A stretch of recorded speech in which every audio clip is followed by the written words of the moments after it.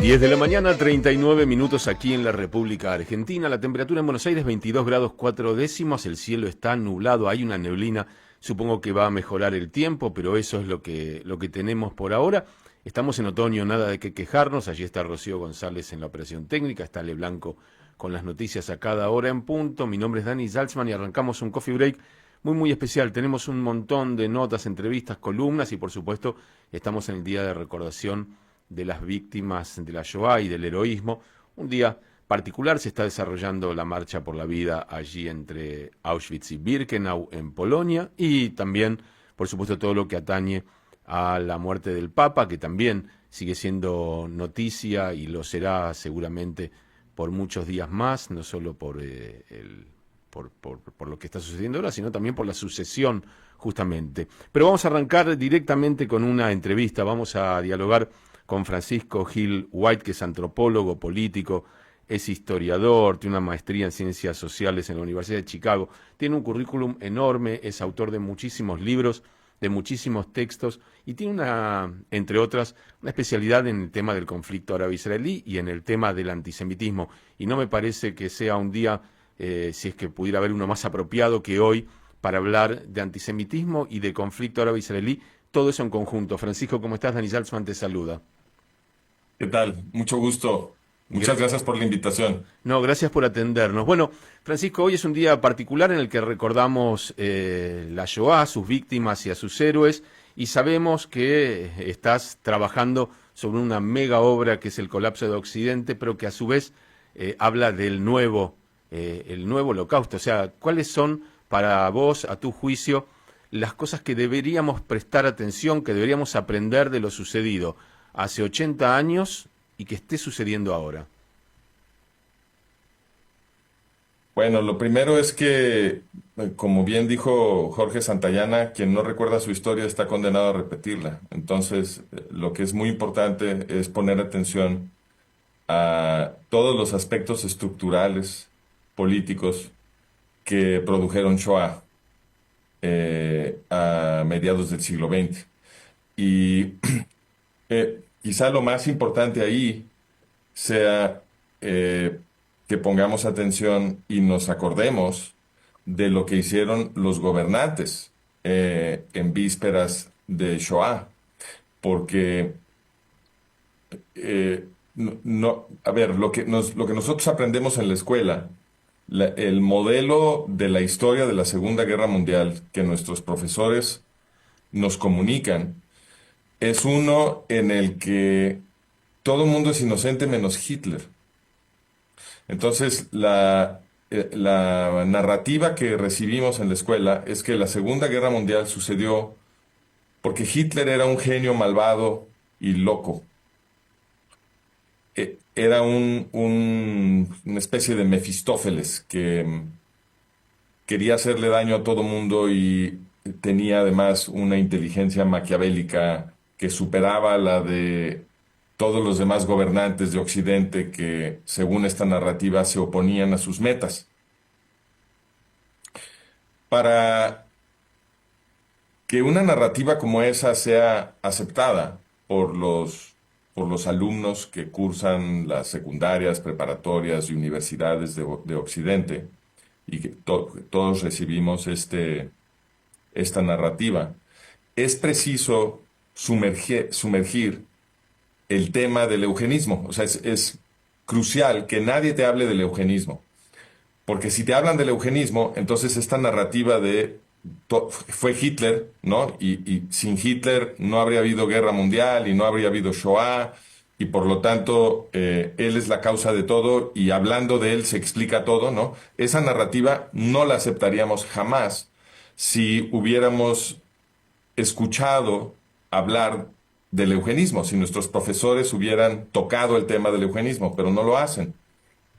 Entonces, lo más importante, en mi opinión, es saber qué fue el eugenismo y luego esas lecciones del eugenismo, tenerlas bien frescas, bien presentes para tratar de aplicarlas a nuestra situación presente. Por qué es tan importante? Porque el eugenismo es el movimiento que produjo al nazismo alemán. Entonces, si tú quieres entender la Segunda Guerra Mundial, pues tienes que entender el nazismo, tienes que entender a Hitler, por supuesto, pero para entender a Hitler y el nazismo, tienes primero que saber qué fue el eugenismo y cómo los eugenistas produjeron a los nazis.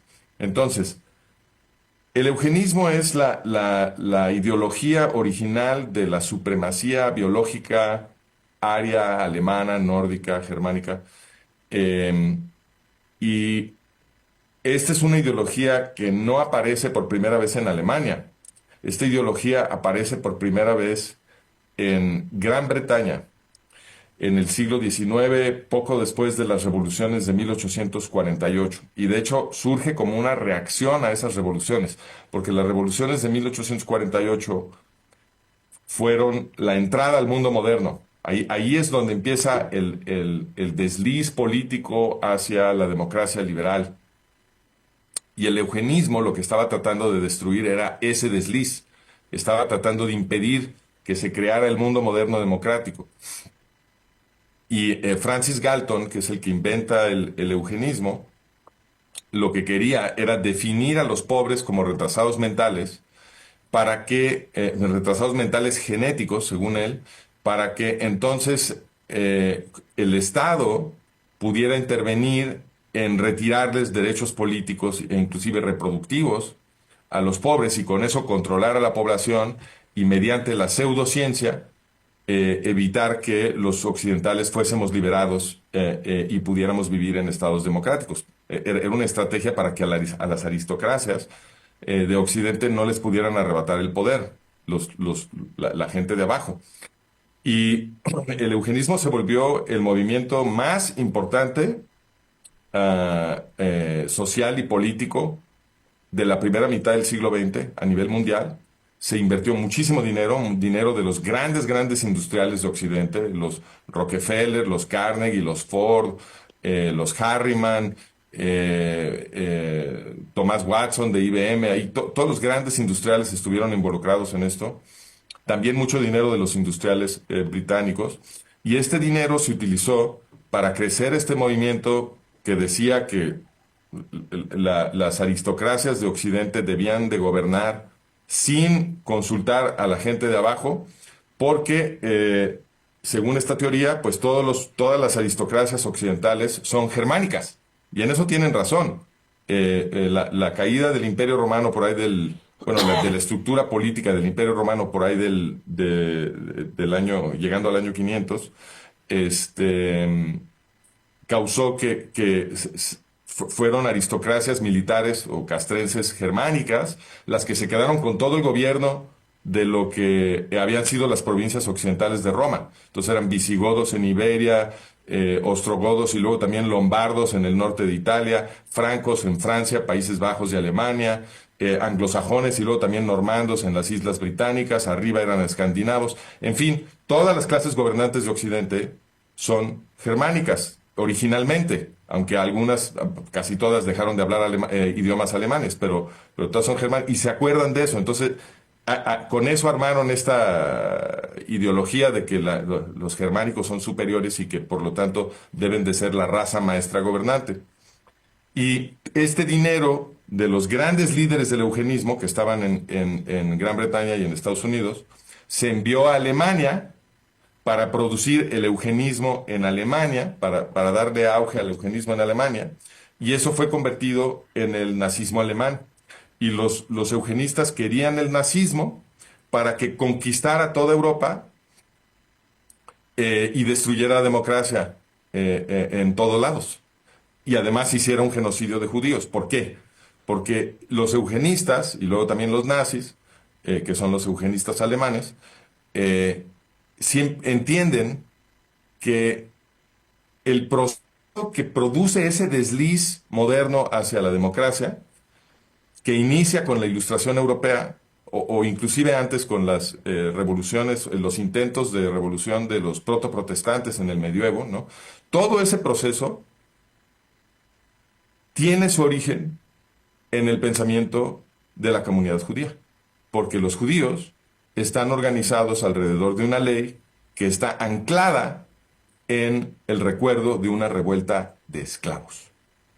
Y ese recuerdo de una revuelta de esclavos y una ley consistente producida después de esa revuelta para que los esclavos liberados puedan vivir permanentemente en libertad, respetándose los derechos unos a otros, vigilando que no haya opresión. Toda esa forma de pensar anclada en el mandamiento Levítico 19:18, que Hillel el Viejo, el rabino más influyente de todos los tiempos, identificó como el origen de todo el pensamiento y la ley judía, que es amarás a tu prójimo como a ti mismo, ¿no? Todo eso es lo que produce el movimiento moral, social, político, legal de Occidente, paulatino hacia la democracia. Cuando los protoprotestantes empiezan a traducir la Biblia cristiana a los idiomas europeos, lo que están leyendo es sobre todo Biblia hebrea. Es el 80% de la Biblia cristiana.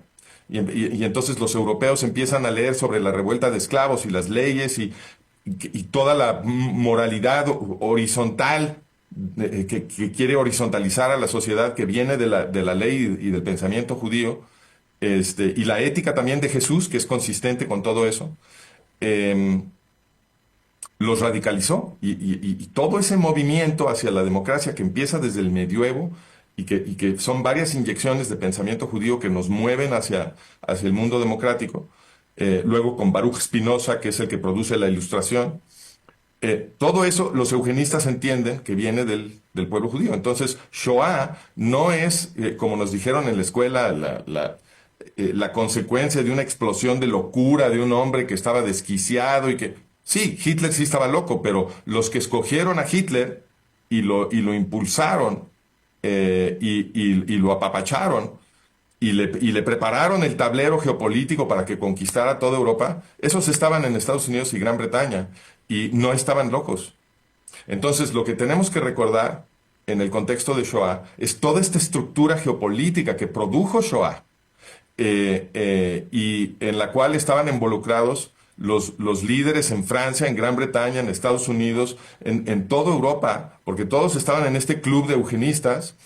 Y una de las cosas que explicamos en el colapso de Occidente, es el cuarto tomo, que está dedicado enteramente a este tema, es que todo lo que llamamos el periodo de apaciguamiento, cuando se supone que los gobernantes occidentales estaban tratando de calmar a Hitler, ¿no? Según esta narrativa, para que no hubiera una guerra. Y entonces cada vez que Hitler hacía un berrinche y exigía algo, se lo daban, porque supuestamente estaban muy preocupados de que Hitler se volviera demasiado violento y que estallara una guerra mundial. Y entonces todo lo que quería se lo daban para apaciguarlo, para calmarlo. Esa interpretación está equivocada. Esos gobernantes occidentales eran eugenistas y en realidad estaban patrocinando a Hitler, ayudando a Hitler, conscientemente, no lo estaban apaciguando. La interpretación del apaciguamiento es la que ellos necesitan para que nosotros no nos demos cuenta de lo que pasó. Y nada más para terminar, porque este marco es muy importante, no sabemos sobre el eugenismo y no nos lo platican nuestros profesores, porque los que establecieron el paradigma para hablar de la historia de la Segunda Guerra Mundial, nunca mencionan el eugenismo. Entonces, a pesar de que no es un secreto y que puedes aprender sobre el eugenismo entrando a cualquier biblioteca occidental, en los libros que se usaron para crear el paradigma historiográfico de la Segunda Guerra Mundial nunca se menciona. Entonces, Churchill, que escribió una historia monumental de la Segunda Guerra Mundial en 6 tomos, la guerra que él ganó, ¿no? Es la expresión más literal del viejo aforismo de que la historia lo escriben los vencedores. Churchill, en toda su obra monumental, que creó el paradigma historiográfico de la Segunda Guerra Mundial, le dieron el premio Nobel por su libro, nunca en ninguna página menciona el eugenismo, que es el causante del nazismo.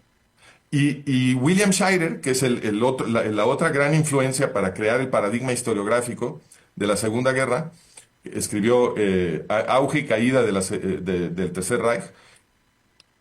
En 1250 páginas, Shirer tampoco jamás, ninguna vez menciona el eugenismo.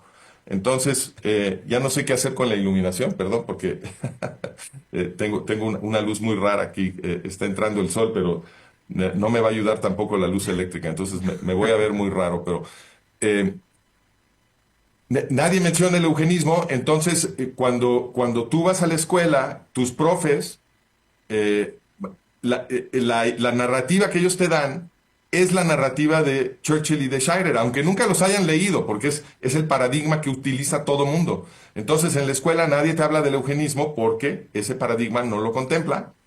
Y porque los esa es la convierte en forma de... cómplices. Los convierte Exacto, en y ese es, cómplices. exacto. Muchos de estos son cómplices sin saberlo, pero eso es lo que produce eh, esta como exoneración de los gobernantes occidentales, que todos estaban en este asunto eugenista. Y entonces, con esa omisión del eugenismo, ya te pueden vender la narrativa de que todo fue Hitler, ¿no? Y esto es lo que nos vuelve vulnerables a la repetición. Porque si tú no entiendes las causas de la Segunda Guerra Mundial, no te puedes dar cuenta cuando las causas se repiten y ahí vienen otra vez, por supuesto, las mismas consecuencias. ¿Y qué es lo que estamos viendo hoy? Hoy estamos viendo comportamientos que son idénticos a lo que nuestros profesores llamaron apaciguamiento. Estamos viendo que los gobernantes de Occidente le están dando todas las herramientas que se necesitan a los yihadistas para repetir Shoah. Eso es lo que estamos viendo hoy. Hoy estamos viendo a Donald Trump, que promete que es muy pro-israelí, que supuestamente es muy amigo de Israel, etcétera, etcétera. Lo que estamos viendo es que Donald Trump, en vez de atacar a Irán, está negociando con Irán.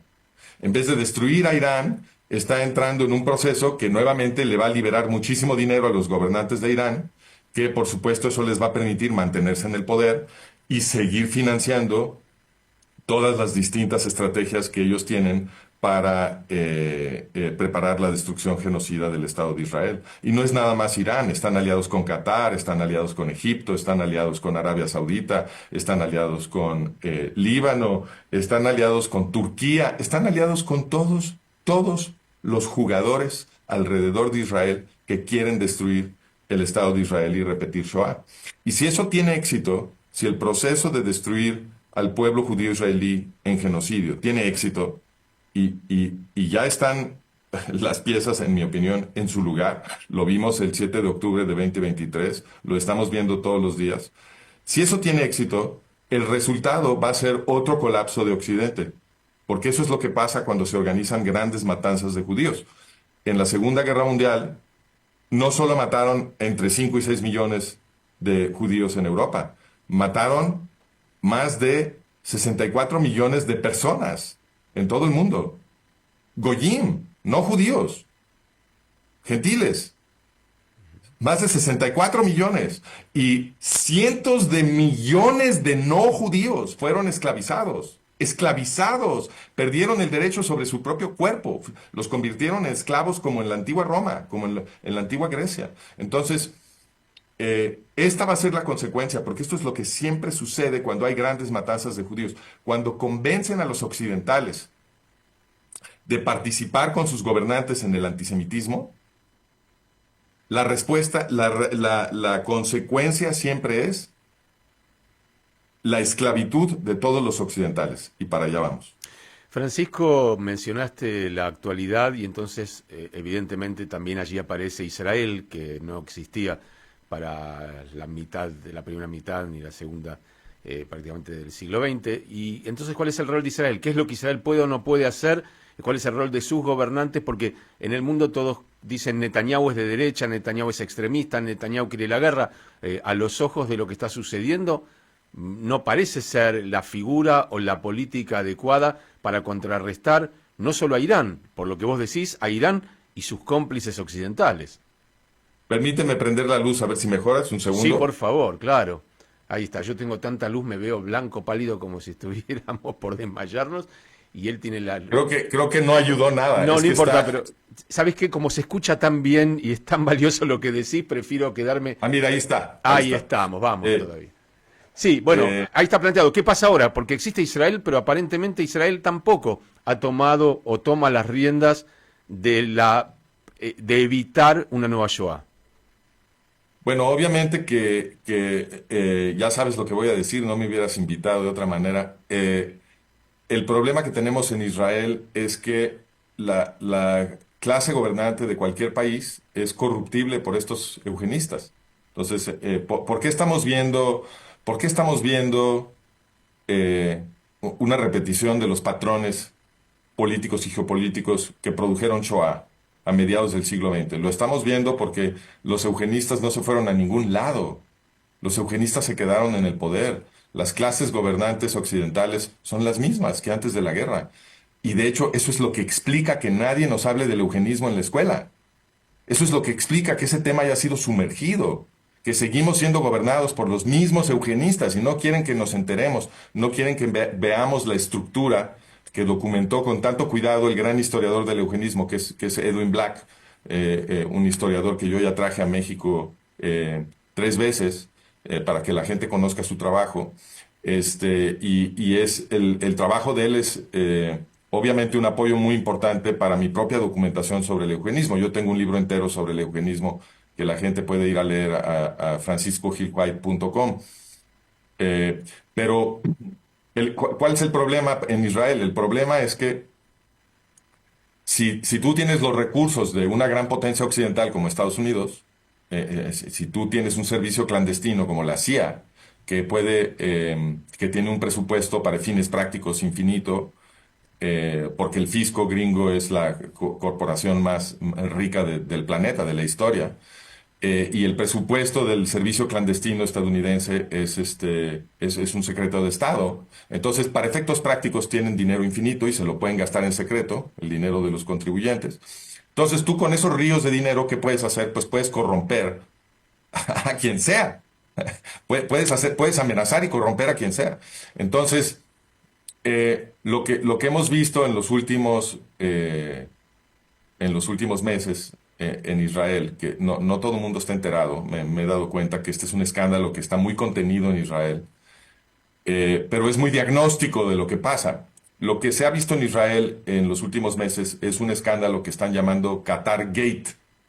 Ujú. Y Qatar Gate, en pocas palabras, lo que quiere decir es que hay funcionarios del gobierno israelí que se ha documentado están asalariados por el gobierno de Qatar. Ahora, ¿por qué es totalmente diagnóstico esto? Porque Qatar es el estado que atacó a Israel con un intento de genocidio el 7 de octubre de 2023. Ese fue un ataque de Qatar. Qatar es el sugar daddy, el financiero de Hamas. Es dinero qatarí el que transformó a Gaza en un protoestado totalmente dedicado al terrorismo antisemita. ¿Ok? Fue dinero de Qatar el que financió la creación de todos esos túneles, la creación de todas esas baterías de misiles, etcétera, que tiene Hamas en Gaza y que le permitió convertir a todo Gaza en una infraestructura terrorista, porque en Gaza los medios se la pasan diciendo que Israel está destruyendo infraestructura civil en Gaza. ¿De qué hablan? Allí no hay infraestructura civil, hasta los hospitales son infraestructura terrorista en Gaza. No puedes defenderte de Gaza y evitar golpear estas estructuras que parecen civiles, porque todas son de hecho terroristas, ¿no? Entonces, todo ese dinero viene de Qatar. Qatar es el enemigo que atacó a Israel el 7 de octubre. Y Y a la si vez el Qatar, negociador. O sea, es el enemigo y el negociador. bueno, es que ahí es donde ese es el rasgo diagnóstico. ¿Por qué si Israel te atacó el 7 de octubre, por qué el 8 de octubre no atacaste a Qatar? Eso es absurdo. Si Qatar te atacó, ataca a Qatar. Si Irán te atacó, ataca a Irán. Pero eso no puede suceder porque Israel no puede atacar a Qatar si el gobierno de Israel ha sido corrompido por el enemigo. Eso no va a suceder. Si los funcionarios israelíes están asalariados por Qatar, que es lo que ha estado, después de que algunos funcionarios, perdón, después de que se exhibió que algunos funcionarios estaban recibiendo dinero de Qatar, se han estado comentando y destapando otras cosas, como por ejemplo que los jefes del Shin Bet habían ido invitados por el gobierno de Qatar a los palcos ahí del estadio en el Mundial que se hizo en Qatar. que algunos generales de las fuerzas de defensa israelí estaban haciendo negocios con Qatar. ¿Qué?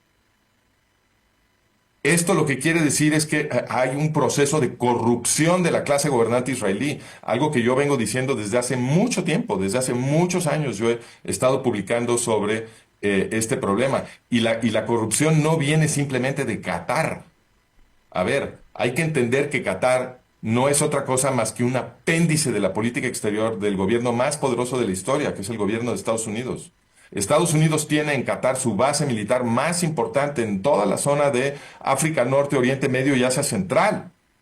Es un apéndice de Estados Unidos. Qatar es una peninsulita de arena imposible de defender con las reservas de gas más grandes del mundo. La única razón de que Qatar es independiente es que tiene esa base militar de Central Command en Gringa, que es la base Al Udeid, ahí en su suelo. Es la única razón de que Qatar puede mantenerse como un estado independiente. Lo cual quiere decir que toda la política exterior de Qatar es política gringa. Si los gringos quisieran cambiar esa política exterior en un segundo, podrían hacerlo. Entonces, Qatar atacó a Israel desde detrás de un escudo gringo. Y esa es una de las razones de que Israel no puede atacar a Qatar. Además de que Qatar tiene, obviamente, cierto control sobre el gobierno mismo de Israel, ¿no? Y ese es un control gringo. Son los gringos atrás de todo esto. Lo que hemos visto después del ataque del 7 de octubre de 2023 es cero oposición de Estados Unidos contra Qatar. Cero. De hecho, los gringos han protegido inclusive a Hamas. Trump, antes de entrar antes de inaugurarse como presidente siquiera, ya había causado, a través de su enviado Witkoff, ya había forzado al gobierno de Israel a firmar un cese al fuego con Hamas, que efectivamente le forzó a Israel a perder la guerra con Hamas. Estamos a abril de 2025, el ataque fue el 7 de octubre de 2023 y Hamas sigue en control de Gaza. De hecho, está mejorando su control de Gaza desde el cese al fuego de Trump. En Líbano también los gringos lograron que se haga un cese al fuego y un repliegue de las tropas israelíes. Cuando eso debió haber sido liberado, cuando estaban pegándole duro a Hezbollah. Han protegido a Irán de un ataque israelí, se han opuesto a un ataque israelí contra Irán. En fin, están protegiendo y están permitiendo que Turquía se apodere de Siria. Entonces, están protegiendo toda la estructura que los mismos gringos han estado creando. No olvidemos que el Irán Contra en los 80s, cuando cacharon a los gringos enviando miles de millones de dólares en armamento a los iraníes de Ayatollah Khomeini.